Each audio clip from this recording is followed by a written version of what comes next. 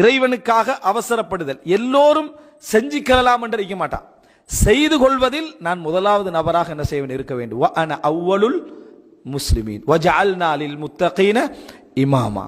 அதெல்லாம் என்னன்னா முதலாவது நிக்கணும், முன்னுக்கு நிக்கணும் என்ற அந்த ஆசை ஒரு ஈமான் உள்ளவன்ட்ட இருக்கும். நமக்கு முதலாவது நிக்கணும் என்று காட்டிக்கொள்கின்ற ஆசைகள் அதிகம். ஆனா முதலாவது நின்றதை அல்லாஹ் மட்டுமே அறிவான் என்கின்ற நிலையில் நிறைய பேர் இல்லை. நமக்கு தெரியாமலேயே முதலாக நிக்கணும். பகிரங்கமாக காணக்கூடிய அமல்களை நம்ம முதலாவது நிக்கிறோம், ரகசியமாக இருக்கக்கூடிய அமல்களை நம்ம கடைசியாக நிக்கிறோம். அதனால தான் மனிதர்களுடைய நிலை மூன்று.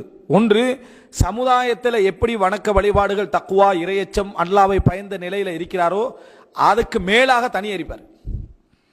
மக்கள் இறையச்சம் உள்ளவர் தனியாக, அவர் அதிக இறையச்சம் உள்ளவர். தொழுகிறவர் தனியே பார்த்தீங்கன்னு சொன்னால் மிகவும் தொழுகின்றவர், தெரியாது யாருக்கும்.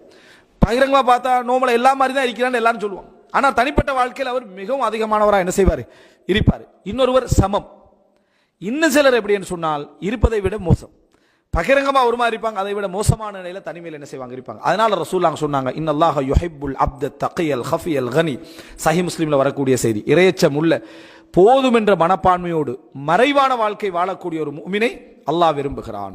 அண்ணா தெரியாது அவரை பத்தி. பகிரங்கமான விஷயங்கள்ல வணக்க வழிபாடுகள் குறைவாக இருக்கும், தனிமையில் வணக்க வழிபாடுகள் அதிகமாக